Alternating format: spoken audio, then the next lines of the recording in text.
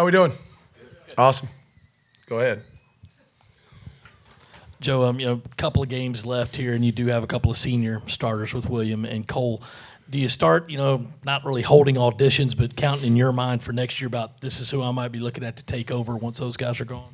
That's a good question. I would say, to a certain extent, you already have been doing that in practice. You know what I mean? Like Max has been taking reps in practice. So has Kyler been taking reps in practice. So, we've been evaluating those guys. In my opinion, people that say, well, let's go get ready for next year, I don't think that's how you do things, in my opinion. I think you got to finish out things the right way. And, people say that these games don't matter. I totally disagree from the standpoint of, my father-in-law used to say, if they keep score, it matters. You're playing tiddlywinks, it matters. You're playing checkers, it matters. You're playing whatever, it matters. So I think that's what our mindset needs to be going into these last two games.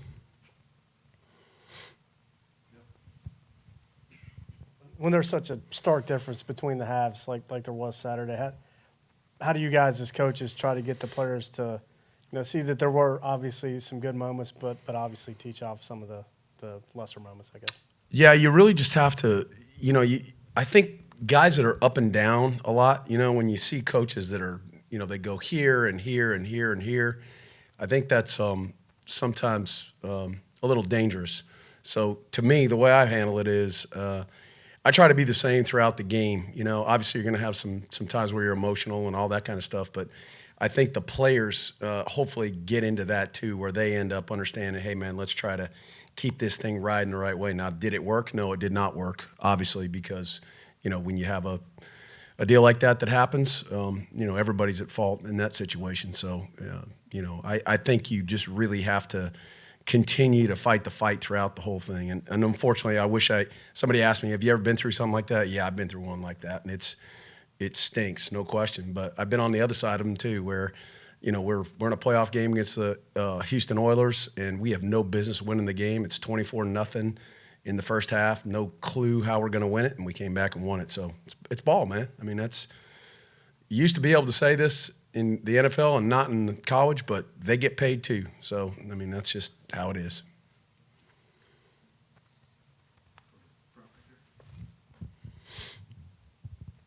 Yep.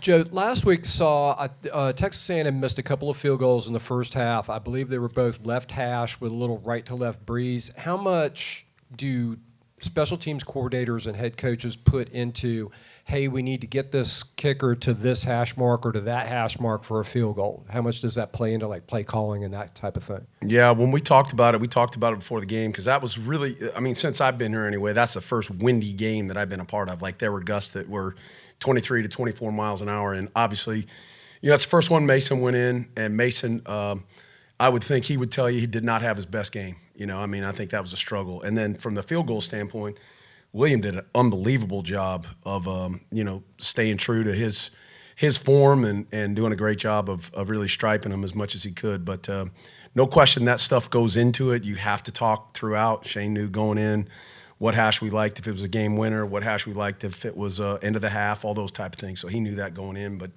it was just it was definitely significant as far as the win goes that day. Just speaking of that, I think there was a 4th and 1 in the second half where you guys called a timeout before it. I believe it would have been a 47-yarder, so right there on the cusp of Williams' range. What was that discussion like, and how much did the wind play into what they decided to do, which was run the ball? Not really.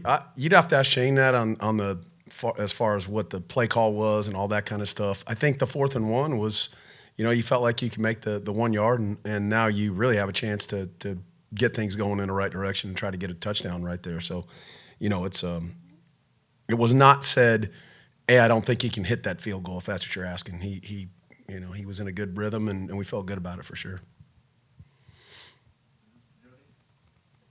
Awesome. Thanks.